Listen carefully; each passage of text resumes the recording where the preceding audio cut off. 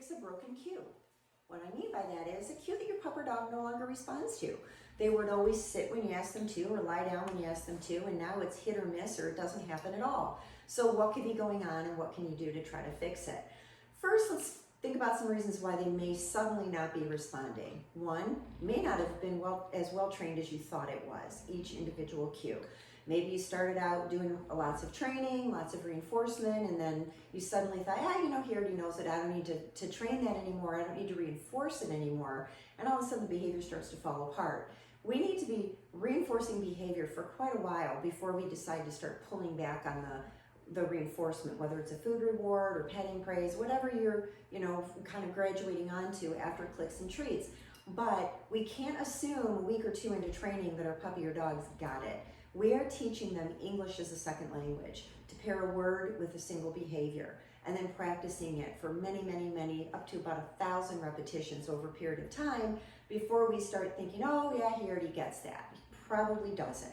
The second is, have you generalized your training with your dog? Have you taken them into lots of different situations so that they know sit means sit everywhere you go?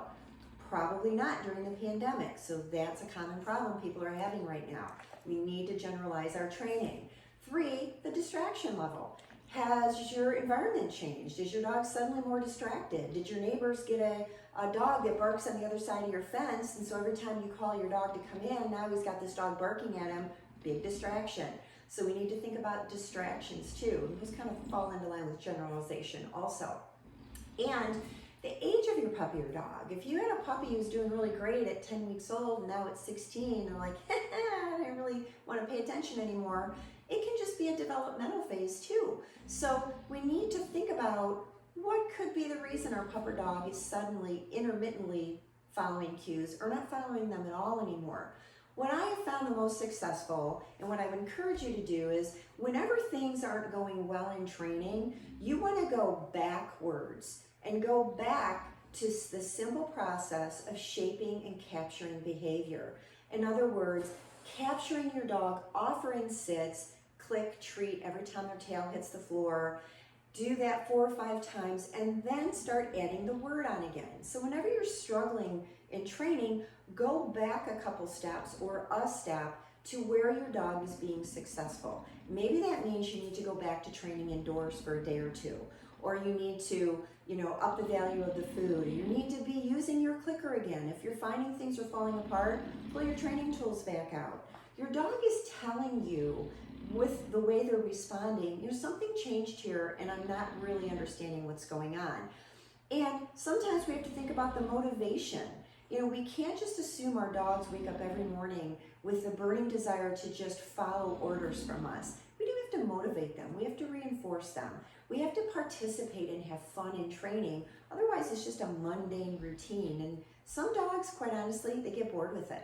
So think about how you can, jazz things up a little bit. Get them excited about wanting to work with you. So if you're going to go back to, say, trying to fix a sit behavior, and it's pretty common. A lot of people will say, all of a sudden you just won't sit anymore. So I'll show you how I would work on it with my own dog. Marshall, release. So I'm going to just capture him offering me an SIT.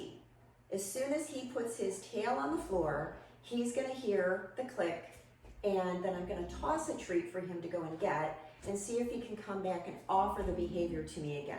So I'm not going to cue him to do it. I'm just waiting here for him. He's a little confused. He doesn't know what I'm wanting him to do right now. So as soon as he offers me up the behavior, I'm going to click and give him a treat.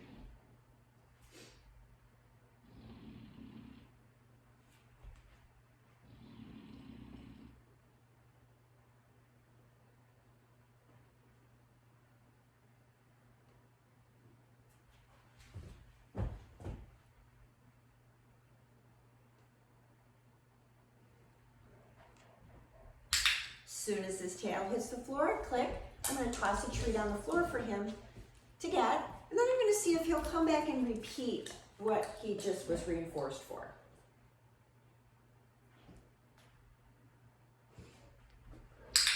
He offers me up another sit, another click. I toss a treat because it gets him to move away from me and choose to come back and offer it up again.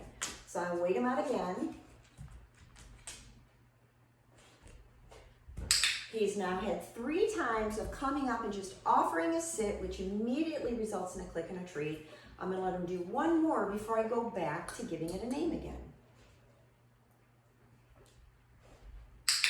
Again, behaviors that are reinforced will keep being repeated by your puppy or dog. Now he's done it 4 times. Now I'm going to wait until I see his tail starting to head towards the carpet, and then I'm going to say that cue. Sit. I go back to the very beginning, which is pair the behavior with a word, click, treat. So I'm going to let him come over here, watch him, sit. Soon as he offers that tail on the floor, click, give him a treat. Now I'm going to ask for it. Marshall, sit. He offers me that sit, click and a treat. So what I've done is just go back to the first part of training, which is shaping and capturing.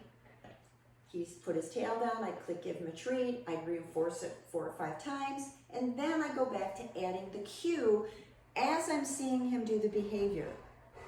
Sit, good boy.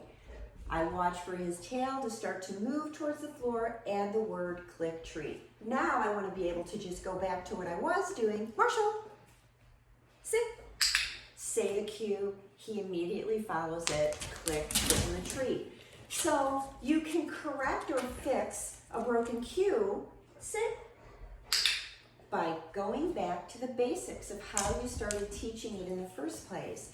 Instead of getting frustrated and falling into old habits of, you know, sit, sit, sit, sit, sit, sit, sit, sit, sit, and you say it and say it and say it and say it, and they don't do it, go back to the beginning, those concepts of shaping, capturing, sit, get it on cue, reinforce it, reward it heavily, practice, practice, practice, but now be mindful of the fact that you need to practice in lots of different environments. Practice outside, inside, different rooms.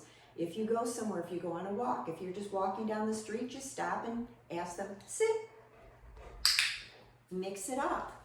Generalize the training. Add in distractions. Anytime your pup or dog is struggling with a learned cue, or you think they learned it, maybe they just didn't know it as well as you thought they did, instead of trying to power through it and make them do it, go back a step or 2, start over. They're going to get it so quickly. What might have taken you 10 minutes the first time you taught, it's going to take you about 30 seconds when you go back. Practice, get them back on track again, start using that cue, heavily reinforce it. Then you're back in the position of, okay, at a certain point you can start to do variable reinforcement, you can fade the reinforcement, but we have to make sure that our pups really understand what we're asking them to do before we withhold the training piece of what we're doing. A lot of times you can get them back on track pretty quickly instead of trying to just keep going forward and you're getting frustrated and you're repeating your cues, which is not a good idea because that's even more confusing for your dog, or just assuming they're being difficult or hard-headed. Pups and dogs follow different learning curves and we have to keep that in mind. So when all else fails, go back to basics and train them at a level where they're being successful, and then you'll start to see really good progress again.